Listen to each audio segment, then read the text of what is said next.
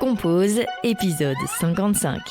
Ça m'a fait un choc, oui, et puis tout le reste m'a en fait énormément choquée. C'est comme si d'un coup j'ouvrais les yeux sur un monde que je connaissais pas, que j'utilisais par contre, mais dont je ne comprenais pas les choses qui en découlaient. En gros. Et donc, moi qui ai toujours aimé les animaux, qui, quand j'étais petite, je sauvais des coccinelles, des flaques, ce genre de choses-là, je n'avais pas compris que mon mode d'alimentation en soi, et après le mode vestimentaire, etc., mais ça, c'est dans un second temps, avait un impact aussi fort sur le bien-être des animaux, en fait. Et oui, ça m'a fait un choc. Au début, c'est super difficile. On se sent coupable, on se sent en colère, on se demande mais pourquoi on peut laisser faire ça à des animaux comme ça pour quelque chose qui est si présent dans notre mode de vie. Enfin, je veux dire, la viande, le lait, les œufs, tout ça, c'est central en Europe dans notre mode d'alimentation. Et pourtant, quel fléau c'est pour les animaux, la planète, etc.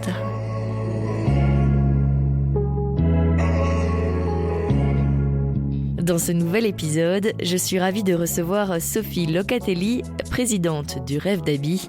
Le Rêve d'Abby, c'est un refuge pour animaux de la ferme et chevaux situé à Gembloux. Ensemble, on a parlé de sa passion pour les chevaux lorsqu'elle était plus jeune, de sa rencontre avec une vache prénommée Abby, de sa prise de conscience de l'impact de l'alimentation sur le bien-être des animaux, de son envie de sensibiliser, de l'ouverture du refuge, de ses pensionnaires, de l'importance de ne pas faire culpabiliser, de la bulle qu'est le Rêve d'Abby, des moments difficiles, de liberté. Cet épisode est diffusé cette semaine dans le cadre du Podcaston, un événement rassembleur qui a pour but de visibiliser associations et ONG au travers de podcasts. Je vous souhaite une très belle écoute.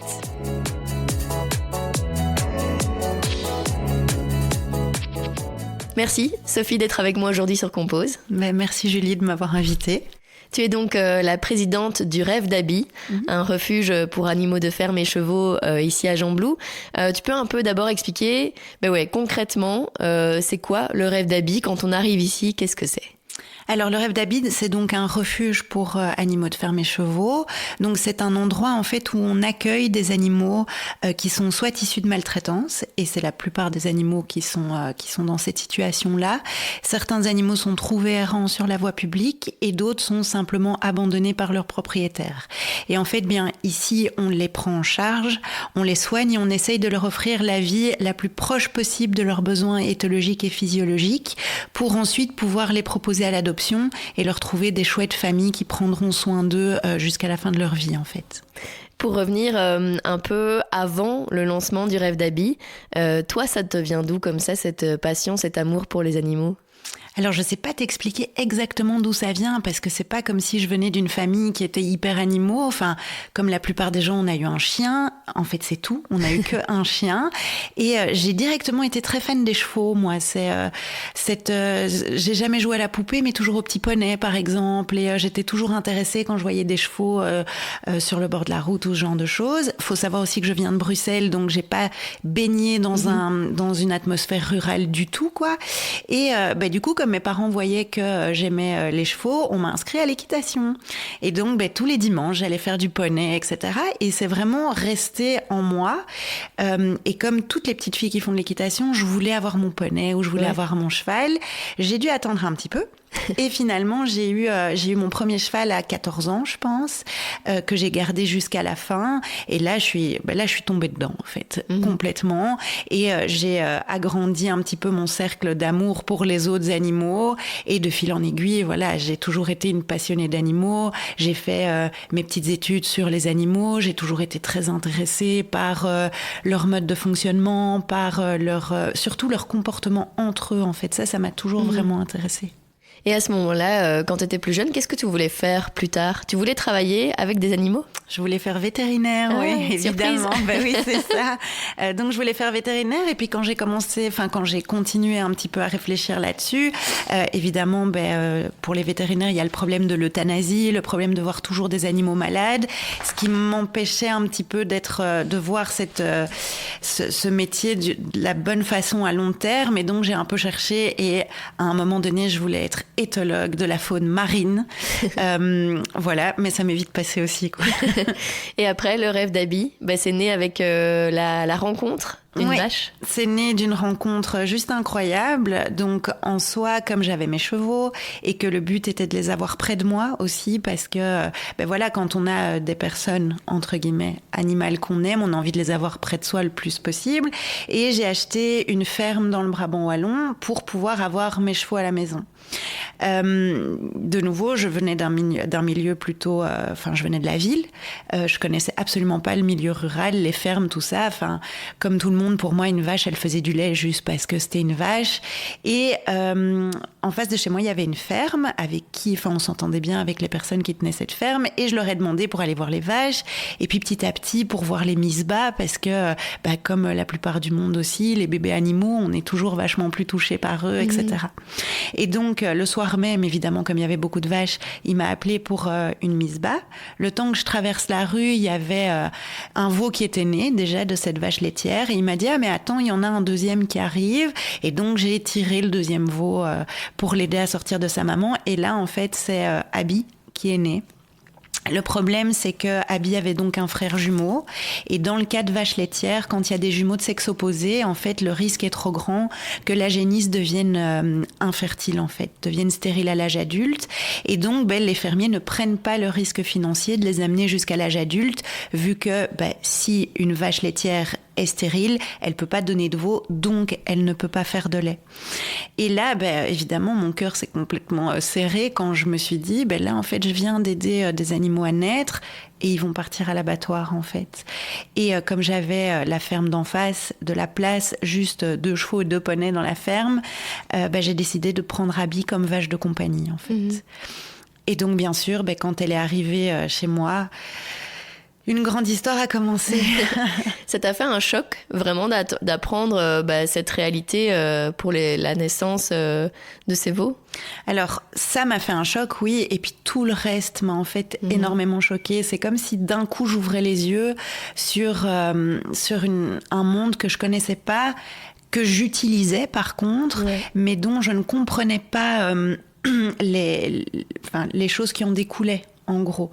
Et donc, moi qui ai toujours aimé les animaux, qui, quand j'étais petite, je sauvais des coccinelles, des flaques, ce genre de choses-là, je n'avais pas compris que mon mode d'alimentation en soi, et après le mode vestimentaire, etc., mais ça, c'est dans un second temps, avait un impact aussi fort sur le bien-être des animaux, en fait. Et oui, ça m'a fait un choc. Au début, c'est super difficile. On se sent coupable, on se sent en colère, on se demande mais pourquoi on peut laisser faire ça à des animaux comme ça pour quelque chose qui est si présent dans notre mode de vie. Je veux dire, la viande, le lait, les œufs, tout ça, c'est central en Europe dans notre mode d'alimentation. Et pourtant, quel fléau c'est pour les animaux, la planète, etc. Et tu ressentais de la colère aussi pour le fait que, justement, c'est des choses qu'on nous apprend pas. On est à l'école, etc. Justement, tu parlais des vaches laitières. On nous apprend pas comment ça fonctionne, tout ça. T'étais en colère par rapport à ce niveau-là aussi ? Alors, j'étais pas en colère, c'était pas le bon mot. Il y en avait peut-être un peu, mais c'était surtout la tristesse de l'injustice. De l'injustice de se dire, mais en fait, c'est exactement par là qu'on doit commencer à éduquer les enfants, leur expliquer comment fonctionne le monde, en fait, et comment on crée nos liens avec les autres espèces, ou même entre humains, et on ne le fait pas du tout. Moi, combien de fois on m'a pas dit, le lait, les vaches, elles en font comme ça parce que c'est des vaches, ou d'où vient ta tranche de jambon ? Du magasin. Et la poule, elle pond des œufs, mais c'est pas normal qu'il y ait autant d'œufs et qu'il y ait autant de poules et qu'il y ait quasiment pas de coqs. Et tout ça, en fait, mais même moi, en tant que jeune adulte, finalement, j'y avais jamais réfléchi. Jamais. Et quand Abby est arrivée, après, quel a été le cheminement pour que tu te dises, en fait, je vais ouvrir mon refuge ? Donc, d'abord, le cheminement, il a été très, très personnel. Donc, je me suis vraiment beaucoup intéressée à ce monde-là, aux droits des animaux et surtout aux droits des animaux de ronde. J'ai énormément lu, j'ai regardé beaucoup de choses. Vraiment, je me suis intéressée à ça. Et en fait, je me suis dit, mais tiens, cette petite vache, elle a quand même réussi à me changer la vie, en fait, sans le vouloir. En gros, juste du fait d'être elle. Et je me suis dit, pourquoi est-ce que j'essayerais pas qu'elle change la désolée, vie ton chien essaye de venir sur mes genoux, je vais l'aider. Mais elle n'y arrive pas.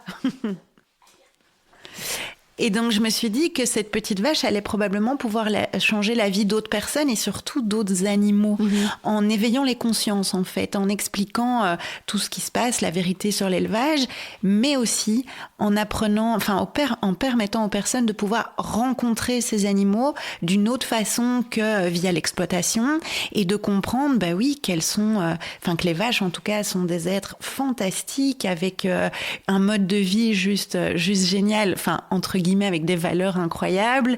Et donc, je me suis dit, je vais créer une ASBL plutôt de sensibilisation. Mais comme j'avais de la place, des prairies, tout ça, j'ai vite été... on m'a vite interpellée pour prendre des animaux abandonnés, pour sauver des poules, des choses comme ça. Et d'autres personnes ont voulu nous aider. Et donc, quand j'ai fait un peu la somme de tout ça, je me suis dit, oui, là, il faut faire quelque chose de bien carré. On va faire une ASBL et puis, petit à petit, on va se mettre en refuge agréé pour que les choses soient bien carrées, bien clean, quoi. Tu t'attendais à ça que, en fait, ce soit rapide, le fait que on t'appelle pour sauver des animaux, quoi. Tu t'attendais à ce qu'il y ait un tel besoin ? Ah, pas du tout. Alors pas du tout parce que je connaissais pas vraiment d'autres refuges pour animaux de ferme. J'avais pas capté qu'on pouvait les sauver de maltraitance en dehors évidemment de l'exploitation dans les fermes, etc. Et donc je m'étais dit ça va être cool en fait. Il va pas y avoir beaucoup d'animaux à prendre en charge, etc. Et puis là je suis 10 ans plus tard et je me dis je me suis bien trompée dans mon sentiment par rapport à ça. Et alors, quelles sont les étapes comme ça ? Comment vous devenez vraiment un refuge agréé ? Qu'est-ce qu'il faut faire en fait pour justement avoir ce titre officiel ? Alors par rapport au titre officiel, il faut remplir toute une sorte de cahier des charges, en gros, qui est contrôlé par l'administration. On doit surtout avoir beaucoup de papiers en ordre. Il y a vraiment une obligation de tenir des registres, des choses comme ça, qui sont quand même assez lourds administrativement. Et puis on a des obligations et des interdictions, comme par exemple on peut pas faire reproduire les animaux, ce qui me semble plutôt logique, il y en a suffisamment. On peut pas les importer non plus parce que réglons d'abord la misère en Belgique avant de pouvoir s'attaquer au reste. Alors évidemment, moi je suis pas contre qu'on aide le reste, mais pas en tant que refuge agréé par la région wallonne. Et évidemment, on peut pas vendre d'animaux parce qu'on est tous en ASBL et donc le but ne doit pas être pécunier, évidemment, quoi. Et au fur et à mesure, quels sont les premiers animaux comme ça que vous faites venir au refuge ? Alors au tout début, donc les premiers animaux que j'ai acceptés après Abby, c'est Raoul et Betty, un couple de cochons vietnamiens. Et là, je ne savais pas à la base que j'allais être confrontée à cette énorme problématique des cochons vietnamiens, dits cochons nains, mais qui sont pas si nains que ça. Et donc, en fait, c'est une personne qui a eu un mâle et une femelle. Et évidemment, mâle et femelle, ça fait des bébés. Et du coup, il a été dépassé par le nombre de cochons parce que ça peut en faire 12, quoi, des bébés. Et donc, j'ai repris 2 petits porcelets, Raoul et Betty. Raoul qui est toujours là, Betty qui malheureusement est décédée de vieillesse. Et pour la petite histoire, si je peux la raconter. Oui, donc, Raoul était un mâle et Betty une femelle et on a dû faire castrer Raoul. Et comme on était en plein hiver mais que je voulais absolument pas prendre le risque d'avoir des bébés en plus entre frères et sœurs, quand on a castré le mâle, j'ai dû le mettre dans ma chambre d'amis au départ pour qu'il soit bien au chaud et qu'il soit bien et qu'on puisse bien le surveiller. Et quand je suis rentrée le lendemain matin dans la pièce après avoir dormi la nuit, quoi, je me suis demandé comment les gens faisaient pour avoir des cochons comme ça chez eux, parce que en gros, je n'avais plus de papier peint, parce que c'était du papier peint dans cette chambre-là. J'avais un trou dans mon sol. J'avais je passe les déjections partout, les pipis partout, et j'avais ce cochon qui grimpait au mur, qui tournait, mais qui était content, qui était en forme, quoi, mais qui m'avait ravagé une pièce complète, quoi. Et là, je me suis dit, ah oui, il y a aussi beaucoup à dire et à faire par rapport à ça, de dire, oui, ça peut être des animaux de compagnie, mais pas dans n'importe quelle situation, quoi, parce que ça peut faire de gros dégâts, quoi. Ouais. Et chaque animal ici a un prénom et vous racontez aussi son histoire. C'est important de,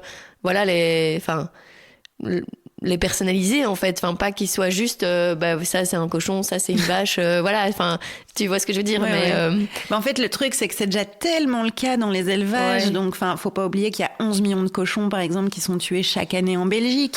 Et donc, ces 11 millions de cochons, bien sûr qu'ils n'ont pas de prénom. Et pour pouvoir justement sensibiliser et responsabiliser les gens, il faut pouvoir les individualiser. Dire, voilà, la tranche de jambon que vous allez mettre dans votre sandwich, en fait, à la base, c'était un cochon. Mais c'était pas n'importe quel cochon. C'était un individu à part entière qui avait son caractère, qui avait ses envies, qui avait ses émotions, etc. Et c'est ça, en fait, qu'on essaye d'amener ici au Rêve d'Abby en présentant les animaux. Je veux dire, par exemple, comme si on parle de cochons, Junior et Rose qui sont à l'entrée du refuge et qui accueillent quasiment chaque personne. Enfin, quand il fait pas trop froid et qu'il pleut pas, parce que sinon, ils sortent pas de leur maison. Mais ils sont bien accueillis, là, oui. Voilà, qui viennent accueillir, c'est de montrer, voilà, c'est des cochons, des bêtes cochons roses, comme il y en a, 11 millions par an en Belgique. Mais ils sont totalement, déjà, eux deux sont totalement différents. Junior, il arrête pas de parler et de faire plein de bruit comme ça pour accueillir les gens. Rose, elle est un petit peu plus en retrait parce que elle est aussi, elle a un peu peur de Junior, qui est quand même assez costaud. Et donc, c'est vraiment ça qu'on essaye de montrer aux gens, c'est que vous aimez votre chien pour ce qu'il est. Et vous le connaissez par cœur. Enfin, je veux dire, nos chiens, on les connaît par cœur. Mais en fait, les autres animaux, c'est pareil. Ils sont tous aussi différents les uns des autres. Et moi, ce dont j'ai l'impression, c'est que l'élevage et l'exploitation animale a justement voulu rendre ça complètement caché et de faire une masse d'animaux opaques dont on ne peut même pas se rendre compte, en fait. C'est les cochons, les vaches, c'est tout ce genre de choses. Les poules, alors les poules, c'est encore pire. Il y a vraiment pas d'individualisme par rapport à ces animaux-là. C'est pris dans une masse, quoi. Et comme ils meurent très très vite dans les élevages, 6 mois pour les cochons, 52 semaines chez les poulets de chair, en fait, il n'y a pas besoin de les individualiser, ça devient des produits, en fait. Et c'est vraiment ça, c'est vraiment cette chose-là qu'on veut combattre, je ne sais pas si c'est vraiment le mot, mais qu'on veut changer ici au Rêve d'Abby. Ouais. C'est vraiment une dissonance cognitive, en fait. Et L214, donc, qui se bat justement pour ça, montre souvent, est-ce que vous feriez ça avec votre chien ? Non, vous le faites pourtant avec une vache, avec un cochon, etc. C'est important de faire se rendre compte aux gens, mais de manière positive, parce que finalement le message ici, il est très positif aussi. On n'est pas là pour les culpabiliser, quoi. Non, c'est ça, parce que moi j'ai voulu que le message reste très très positif, parce que avec moi personnellement, ma prise de conscience, je suis tombée de 10 étages, quoi. Ouais. Et en fait, si à ce moment-là on m'avait agressée en me disant que j'étais quelqu'un de mauvais parce que oui, je mangeais de la viande à peu près comme tout le monde, je suis pas sûre que j'aurais été ouverte à entendre ce message-là, quoi. Et puis moi je pense vraiment que ce genre de choses, il faut permettre ce cheminement de manière positive. Il y a peut-être des gens qui ont besoin d'être un peu bousculés pour ça. Ok, très bien. Moi, je pars du principe qu'on peut aussi être accompagné et que l'important, c'est la finalité. L'important, c'est pas le moyen, c'est le but, en fait, ici, dans ce cas-ci. Et donc, voilà, j'ai pris ce choix-là en me disant, en ayant l'impression que c'était pas encore fait ailleurs et que, moi, je préfère que les gens viennent caresser Junior et que d'un coup, ils se disent, comme moi, j'ai eu avec Abby, oh mon Dieu, mais qu'est-ce que je fais ce soir? Je fais des côtes de porc. En fait, c'était peut-être Junior. Enfin, en tout cas, il était peut-être aussi cool que lui et d'avoir cette bienveillance-là par rapport aux animaux plutôt que d'avoir une culpabilisation. Oh là là, je suis une méchante personne parce que je mange de la viande. Ça tient pas en fait sur le long terme non plus, quoi. Ouais. Comment tu t'es renseignée toi à l'époque, parce que c'était moins aussi courant entre guillemets les livres, etc. Les tu vidéos. Tu me fais passer pour quelqu'un de vieux là. Non, mais c'est parce que même quand moi je me suis renseignée, il y avait moins de choses, donc pardon. En fait, déjà la première chose que j'ai faite, c'est d'aller dans les fermes. Ouais. Donc j'ai voulu voir comment ça se passait vraiment et ce qui moi me dérangeait. Donc, qu'est-ce qui était pas éthique pour moi? Et donc, j'ai visité la ferme laitière, évidemment, en face. J'ai été voir des fermes à cochons, ça c'est hard. J'ai été dans des batteries de poules aussi, donc ça c'est vraiment compliqué. Mais j'ai également été voir des élevages d'animaux en plein air, etc. En me disant, ça va être mieux. Et en fait, y a plein de choses qui me gênent aussi dans ce genre d'élevage-là. En fait, moi, ce qui me gêne le plus, c'est qu'on utilise des animaux comme des produits et qu'on n'ait pas de respect pour eux, pour ce qu'ils sont, en fait, et pas juste pour ce qu'ils peuvent donner. Et puis j'ai cherché des bouquins, évidemment, j'ai beaucoup lu, il y avait quand même pas mal déjà de Ouais, de choses sur YouTube, tout ça, pour qui expliquait un petit peu la vision des choses d'un point de vue antispéciste, donc qui ne faisait pas de différence entre les espèces. Et puis moi, j'ai vraiment voulu faire mon propre cheminement. En fait, j'ai pas voulu avoir, comment dire, des choses toutes faites qui étaient, enfin, que je respectais en fait, comme si c'était un peu genre une religion. J'ai voulu me dire, ok, je vais à mon aise. Ça, pour moi, c'est pas éthique. Mais du coup, j'y vais pas. Enfin, je le fais pas. Ça, j'ai un peu plus de soucis à comprendre pourquoi je devrais m'en passer. Je pense notamment du miel, des abeilles et tout ça. C'était quelque chose qui, je me disais, tiens, c'est pas un problème. Et puis en me renseignant, je me suis dit, si, quand même, finalement, c'est peut-être un problème. Donc je vais arrêter ça aussi. J'ai vraiment été doucement et je suis contente de ça parce que c'est vraiment, pour moi, tout est bien clair, tout est bien, c'est posé, quoi. Bien sûr, je me pose encore plein de questions sur plein de choses. Mais pour tout le principal, j'ai plus aucun doute sur ce que j'ai envie et sur ce que je fais. Et donc, t'es devenue végétarienne, puis végétalienne, puis végane aujourd'hui ? C'est ça, oui. Donc, végétarienne dans un premier temps. Très facile, j'ai envie de dire. C'est pas compliqué de faire le lien entre de la viande et un animal, vu que c'est un morceau de l'animal. Après, il faut comprendre le problème du lait, donc du fait qu'on retire les veaux aux mères. Et moi, je les ai entendus hurler, pleurer. C'est compliqué. Alors, il y a pour la vache en soi, mais il y a pour les veaux mâles qui ne servent à rien, qui sont envoyés à l'engraissement, mais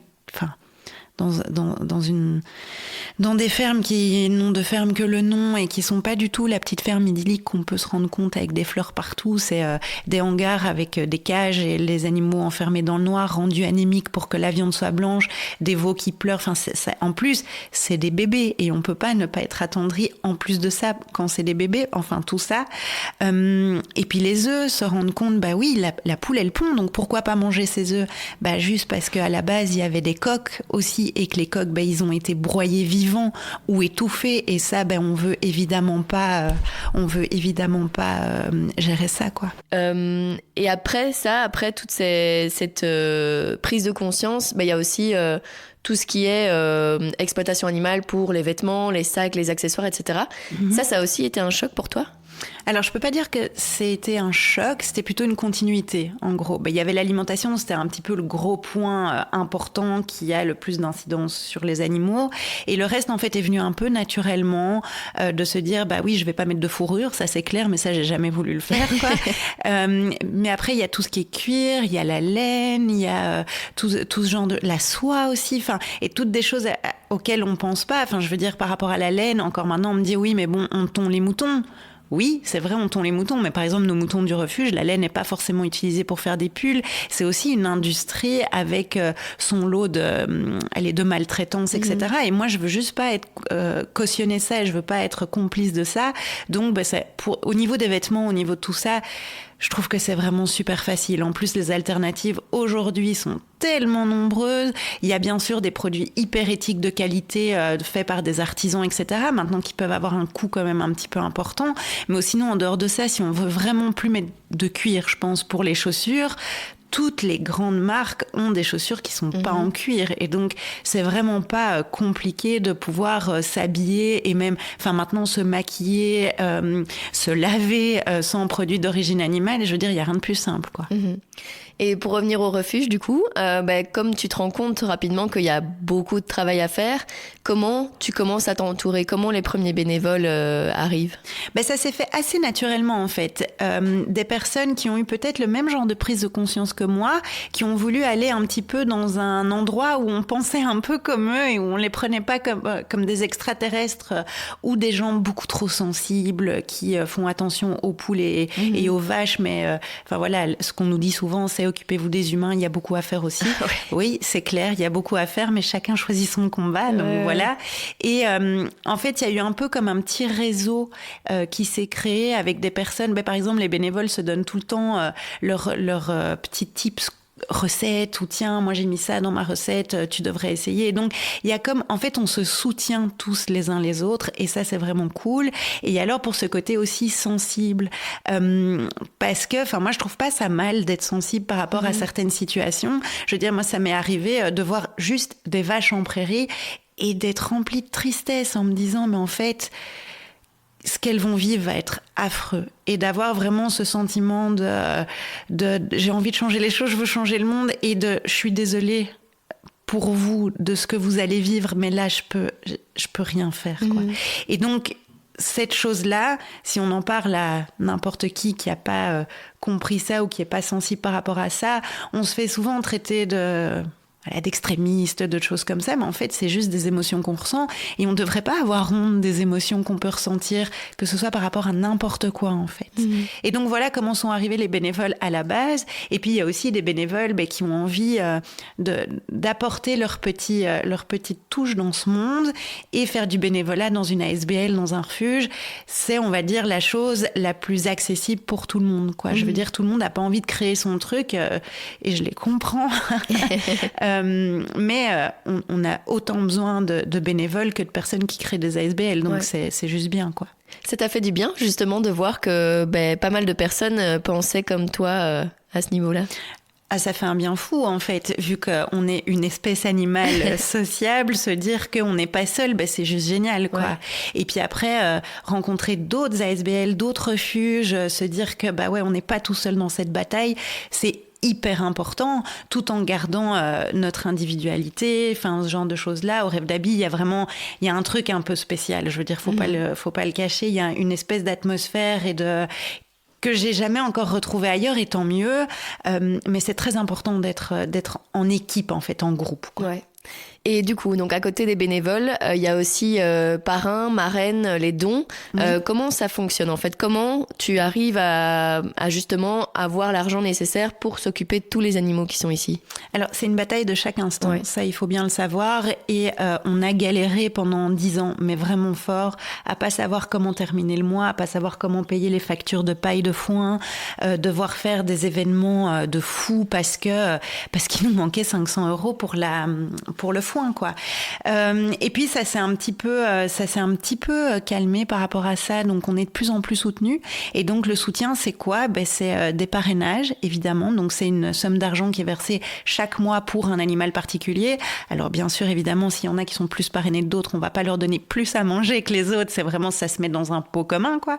Les dons ponctuels ou même mensuels, ou les événements concrets, et alors aussi les legs qui sont en fait méga importants. Donc des personnes qui, au-delà de leur vivant, ont envie d'apporter aussi leur pierre à l'édifice, et donc qui donnent leur héritage aux associations. Et comment ces personnes ont été... comment vous les avez trouvées, en fait, toutes ces personnes-là qui font des dons, que ce soit ponctuels, récurrents, etc. Est-ce que c'est par la communication autour du Rêve d'Abby? C'est des gens qui ont connu via? Enfin, tu vois, comment vous faites connaître le refuge? Alors, c'est très compliqué. Ouais. Et en fait, quand on commence, on a l'impression... Je pense que ça va se faire un peu tout seul, mais c'est pas du tout ça. Il faut bosser, quoi. Je veux dire, et il faut. Moi, j'ai vraiment passé des mois et des mois et des mois à essayer de mettre en place une sorte. J'aime pas ce mot, mais c'est une sorte de stratégie, en fait, de savoir comment passer un message, comment passer des valeurs, comment rester justement bien clean par rapport à nos valeurs. J'ai eu une bénévole vraiment incroyable pour ça, qui est Isabelle, que tu connais aussi, qui m'a vraiment aidée, qui a été le garde-fou aussi de tout ça, et c'est vraiment super cool. Et c'est en fait bosser, se casser la tête, avoir des nuits blanches aussi pour se dire comment faire. Et petit à petit, en fait, la mayonnaise a pris. En gros, et c'est ça qui est chouette, parce que j'en connais plein où ça prend pas, peut-être parce qu'il n'y a pas assez ce travail derrière de se rendre compte, c'est pas parce qu'on a des animaux et une page Facebook que ça marche, quoi. Faut bosser, en fait. Ouais. Tu t'attendais à l'ampleur du travail qu'il y avait quand tu as lancé le refuge? Alors pas du tout. Moi, je pensais juste que j'allais aller sauver des petits animaux, et voilà, mais en fait, il y a tellement de choses à faire pour un refuge. Déjà, au niveau de la gestion, ça doit être géré comme une entreprise, en fait. Finalement, on a de la comptabilité à rendre, plus d'autres choses en plus que non pas les entreprises, quoi. Il y a toute la gestion bénévole personnelle qui est très compliquée aussi. Toute la gestion sanitaire des animaux qui est vraiment pas... Et alors... gérer l'humain, c'est peut-être compliqué aussi entre les bénévoles, les personnes qui viennent, les personnes qui nous aiment pas, les personnes qui nous aiment trop, tout ça, c'est... Ouais, non, je me serais jamais rendu compte de ça, mais c'est chouette, en fait. Moi, j'adore ça, découvrir des choses sur le tas et pouvoir, apprendre des choses au fur et à mesure des moments. C'est vraiment chouette. Mais non, on se rend pas compte de tout ce qu'il y a derrière et de la face cachée un petit peu des refuges. Ouais. Et mais c'est important pour toi de garder justement cet aspect-là, d'être une entrepreneuse aussi, parce que c'est vraiment ça que tu es, d'avoir ton refuge à toi. C'est important. Ah c'est primordial. Moi, j'ai besoin...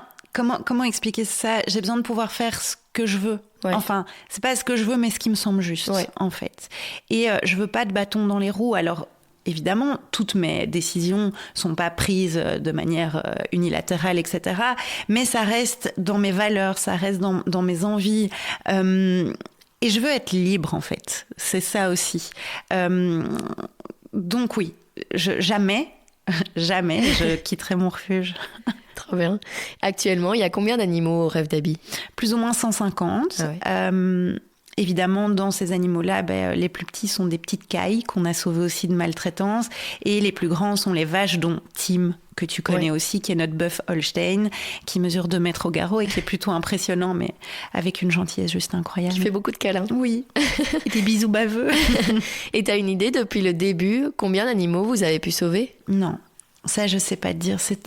C'est trop compliqué. Alors, je pourrais te les trouver avec les entrées, les sorties, mais ça me demanderait beaucoup de travail. Ouais. Je sais que chaque année, plus ou moins 300 animaux arrivent.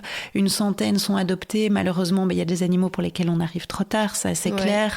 Mais donc, voilà, je dirais plus ou moins ce chiffre-là, mais ça a été avec une croissance. Donc, c'est ça. Je sais pas te dire, mais beaucoup. Oui, par rapport aux adoptions, justement, déjà, ça te fait quoi quand tu vois que des personnes comme ça veulent accueillir un animal qui est ici ? Alors, c'est bizarre parce que j'ai 2 sentiments qui se côtoient. Surtout quand c'est des animaux, il n'y a rien à faire. Il y a des animaux avec qui le courant passe mieux que d'autres et des animaux sur lesquels on s'attendrit plus ou avec une histoire plus lourde que d'autres. Et donc, parfois, quand je sais que tel animal ou tel animal va être adopté, j'ai un petit pincement au cœur en me disant je vais plus le voir. Mais ce côté un peu égoïste passe assez vite en me disant attends, tu l'as sauvé d'un endroit, c'est pas pour qu'il reste au refuge non plus. Alors bien sûr, ils sont bien ici, c'est pas ça que je dis.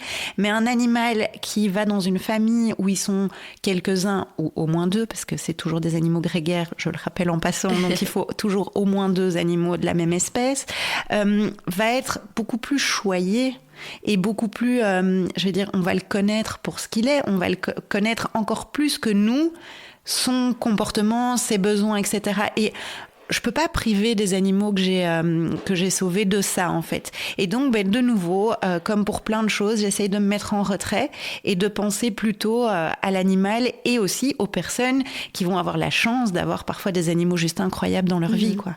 Et à quoi vous faites attention comme ça ? Il y a des contrôles avant que la personne adopte. À quoi vous faites attention avant que l'animal aille chez cette personne ? Il y a toujours une prévisite d'adoption, en fonction des espèces aussi. Il y a évidemment des critères qui changent en fonction des espèces, mais je prends par exemple... un truc auquel évidemment on fait attention, c'est la taille du terrain et la taille de l'abri, en fait.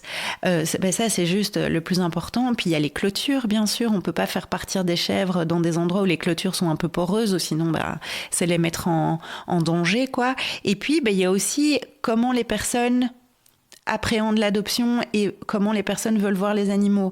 On a par exemple déjà refusé des endroits où les gens nous disaient moi je veux juste des moutons pour couper mon herbe, pour tondre ma pelouse, et je leur parlais de la tonte une fois par an, de la coupe des onglons, et ça avait pas l'air de les inquiéter et j'avais pas l'impression que ce serait fait.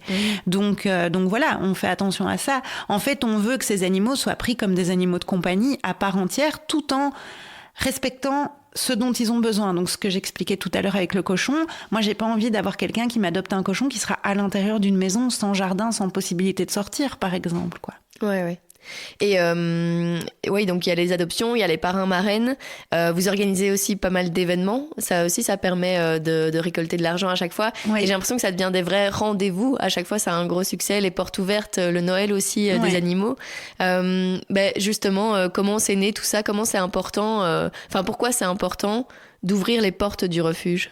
Alors, le refuge, il ouvre ses portes tous les 15 jours déjà parce qu'on pense que c'est très important. Mais déjà que les personnes qui nous soutiennent déjà puissent voir le travail qu'on fait et se rendre compte au quotidien de notre travail, quoi. Et puis, il y a le fait que moi, j'ai envie aussi que les personnes puissent, trouver peut-être aussi leur endroit où ils se sentent bien et où ils ont envie d'être entourés d'animaux qui sont pas exploités. Enfin, je veux dire, il y a des gens qui viennent juste pour caresser les vaches parce qu'ils se sentent bien de pouvoir caresser ces vaches-ci. Et par rapport à ce que je disais tout à l'heure, auquel on ne doit pas s'excuser pour ce qui va se passer. Ouais. Et puis alors, ce qui est bien, c'est que c'est exponentiel, en gros. Ça veut dire que des personnes qui aiment bien venir ici vont inviter leur tata, leurs cousins, leurs potes à venir. Et voilà, puis c'est juste des multiplications de personnes qui vont venir voir ce qu'on fait et peut-être avoir envie de soutenir le refuge, en fait. Mmh. Et comme on disait tout à l'heure, à chaque fois aussi, vous racontez l'histoire des animaux, quoi. Comme ça, les gens peuvent prendre conscience, en fait, de ce qui se passe. C'est important. C'est le plus important, en fait. Si on leur dit, je reprends le même exemple, ça, c'est Junior. Vous pouvez le caresser, il est cool, il est gentil. C'est bien, mais il manque un truc. En fait, Junior, il a été pris dans un élevage intensif, donc c'est pour ça qu'il a la queue coupée, qu'il a été castré à vif, etc. Et des gens l'ont utilisé pour s'amuser lors d'une soirée. Donc déjà, on voit le non-respect de l'animal en tant qu'animal, c'est juste incroyable. Et puis, il est arrivé ici, il était bébé, et on s'en est occupé, et voilà pourquoi il est devenu comme ça. Par exemple, Rose, moi je l'ai eu dans ma maison à un moment, parce que c'était l'hiver et les cochons ne savent pas réguler leur température, donc elle avait trop froid. Et Rose, quand elle dormait, elle faisait des cauchemars, elle criait. Oh. Donc c'est de savoir ce qu'elle a vécu aussi dans cet élevage intensif. Et en fait, tout ça, on le raconte pour que les gens fassent le même « oh » que toi, tu vois, et se rendent compte que on peut aussi avoir de l'empathie pour ces animaux-là et pas juste pour les chiens et les chats, et que eux aussi, ils galèrent dans leur vie, quoi. Ouais. T'as l'impression, au fil des 10 années comme ça passées au Rêve d'Abby, que le regard évolue, que la société évolue à ce niveau-là? Ouais. Alors, oui, parce que je suis plongée dedans aussi. Oui, c'est ça. Donc, mais c'est vrai que peut-être à chaque fois que je sors un peu de ce monde cette petite bulle.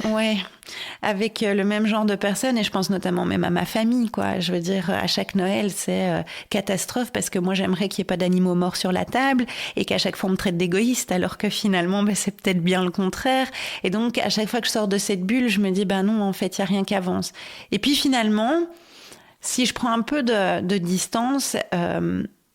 déjà toutes les alternatives véganes qui existent, toutes les associations véganes qui existent. Il y a 12 ans, quand j'ai commencé, c'était pas ça. Enfin, je veux dire, au Deleuze, il y avait que le corne et c'était pas bon, quoi. Mais c'est vrai. Et donc, et maintenant, il y a même des restos véganes, et dans chaque resto, il y a moyen d'avoir une alternative. Donc, je pense que ça évolue quand même, mais c'est comme pour tout, en fait. Notre société, elle est progressiste, il y a rien à faire. On s'est rendu compte que le racisme, c'était mauvais, bien sûr, que traiter les femmes comme des sous-hommes, ça ne va pas non plus. Et maintenant, on prend conscience qu'avec les animaux, c'est pareil. Et donc, ça évolue. Dans 10 ans, on aura encore fait des pas de géant, j'en suis sûre. Ouais. Il y a ça, et d'un autre côté, tu t'occupes aussi des plaintes et des saisies. Juste comment tu les vis à chaque fois, ça doit être vraiment horrible de voir encore tout ça. Alors, moi, j'ai la faculté, quand je suis sur place, de pouvoir, on va dire, éteindre mes émotions et de faire ce que j'ai à faire, et voilà. Et c'est vrai que c'est souvent après, quand je suis sur des cas quand même compliqués, où j'ai tout qui revient, que je prends tout en pleine figure. Et en fait, comme je suis quelqu'un d'hyper empathique, je ressens un peu la détresse. C'est surtout les situations de détresse, moi, qui me touchent plus. Après, je vais pas dire qu'il y a une certaine habitude qui se fait, c'est pas ça, mais j'ai aussi décidé de pas détester l'espèce humaine, et donc j'essaye relativiser et de comprendre sans être d'accord, mais en comprenant qu'est-ce qui a amené à ce genre de choses-là. Et parfois, c'est juste la bêtise et la méchanceté, on est d'accord.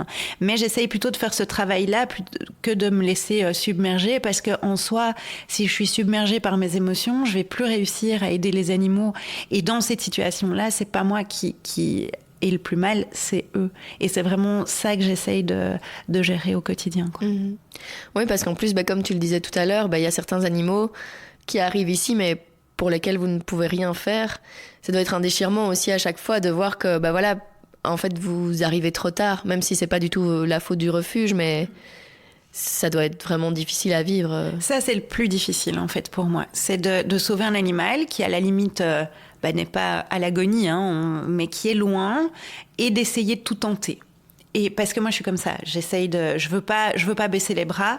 On essaye, et souvent, et c'est ça qui est horrible, c'est qu'il y a un mieux, et puis après, ça décline. Et ça, c'est juste horrible parce que, en fait, on se dit et si j'avais fait ça, et si j'étais arrivée plus tôt, et si, voilà. Et en fait, finalement, après, y a certains animaux qu'on a autopsiés, par exemple, et on se rend compte que non, on n'aurait rien pu faire, même 12 heures avant, on n'aurait rien pu faire pour cet animal-là parce qu'il a été trop loin, parce qu'il a trop encaissé, et qu'en fait, ce qui est horrible, c'est que quand un animal, par exemple, a été privé de nourriture pendant trop longtemps, son corps se met en off et il ne fonctionne plus, en fait. Et une fois qu'on le fait refonctionner, c'est trop dur pour l'animal de survivre à ça. Et c'est ça qui est horrible, c'est qu'en fait, on les tue en leur redonnant à manger, mais même des toutes petites quantités, quoi. Et c'est ça qui est juste horrible. Alors, après coup, on se dit, on aurait dû l'euthanasier en arrivant, mais on peut pas le savoir, parce qu'il y en a certains qui sont arrivés dans des états... on n'aurait pas parié dessus, quoi. Et qui sont maintenant... je prends le cas d'un petit Nemo, qui est un poney, qui est arrivé... il n'y avait plus que la peau, les os, et même l'énergie vitale était même plus là. Et maintenant, c'est un petit clown dans une famille qui est vraiment...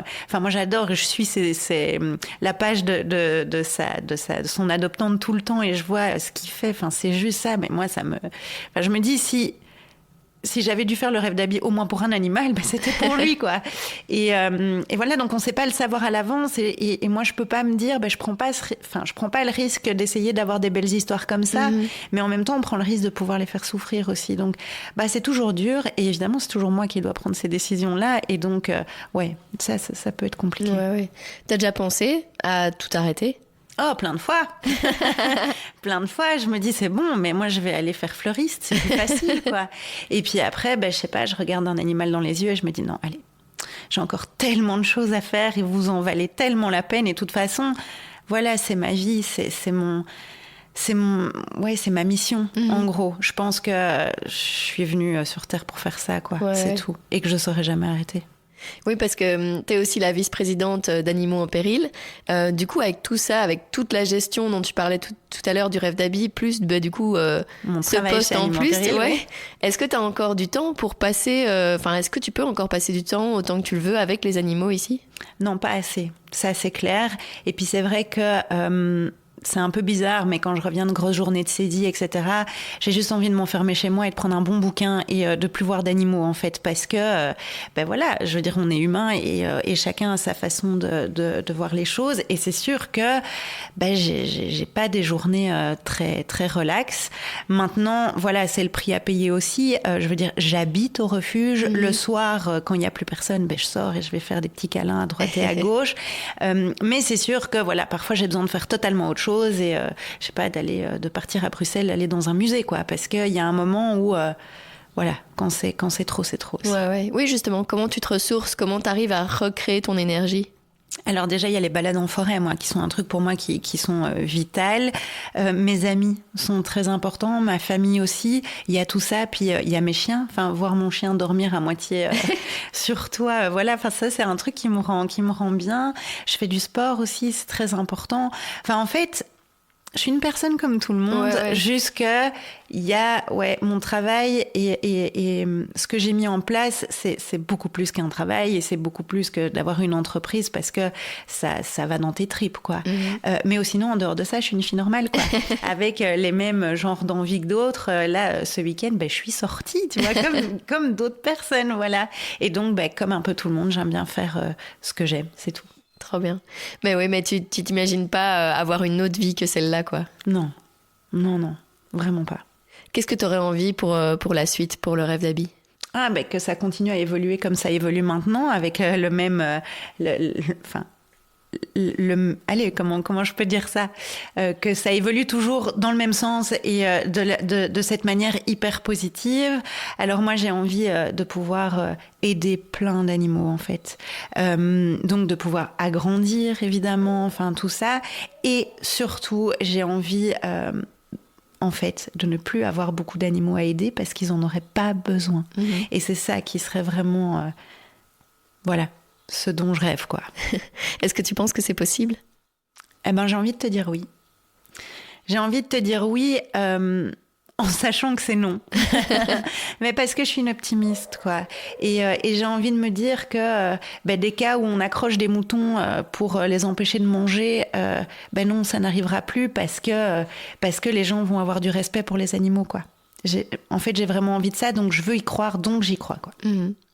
Et on peut peut-être faire un petit rappel justement pour toutes les personnes qui nous écoutent et qui veulent aider le rêve d'Abby. Comment elles peuvent faire ? Alors, soit elles peuvent être bénévoles. On a toujours besoin de bénévoles et c'est pas parce que les personnes ne savent pas porter des charges lourdes ou qu'elles ne connaissent pas les animaux qu'elles peuvent pas faire autre chose. Comme j'expliquais tout à l'heure, il y a un côté hors terrain qui est énorme et pour lequel on a évidemment besoin d'aide. Je pense notamment à aller faire des stands de collecte de nourriture dans des magasins d'alimentation pour animaux. C'est hyper important, par exemple. Il y a évidemment les dons ponctuels. Donc ça, il y a évidemment le numéro de compte sur le site internet qui est lerêvedabby.com. Il y a moyen de mettre un moteur de recherche pour donner des gouttes au rêve d'Abby, les gouttes qui se transforment en euros à la fin du mois, ce qui est quand même assez sympa. Oui, c'est Lilo. Lilo, c'est ça. Il y a parrainer un animal. Si on a un coup de cœur pour un animal, ça, c'est cool. Et alors, venir nous voir, quoi. Venir parler avec les personnes qui sont sur le terrain, venir rencontrer les animaux et comment on peut vraiment aider le rêve d'Abby sans en remettant en cause nos modes d'alimentation et d'habillement, etc. Voilà. Trop bien. Je vais te poser la dernière question du podcast. Qu'est-ce que tu aimerais oser faire et que tu n'as pas encore fait ? Bonne question. J'en sais rien. Moi, j'ose un peu tout. Donc, c'est une bonne réponse aussi. J'ai pas vraiment de trucs que j'ose pas faire, mais je dirais partir toute seule avec mes chevaux dans un autre pays pour aller faire des balades de fou. Et en fait, comme je suis une angoissée des accidents, ça j'ai pas encore osé faire, mais ça, ce serait un de mes rêves de pouvoir partir en randonnée avec mon cheval à la main, juste comme ça, dans un autre pays, quoi. Voilà. Trop bien. Je sais pas si c'est la réponse que t'attendais. Moi aussi, c'est très bien. Chacune répond ce qu'elle veut. Trop bien. Merci beaucoup, Sophie. Mais merci, Julie, en tout cas.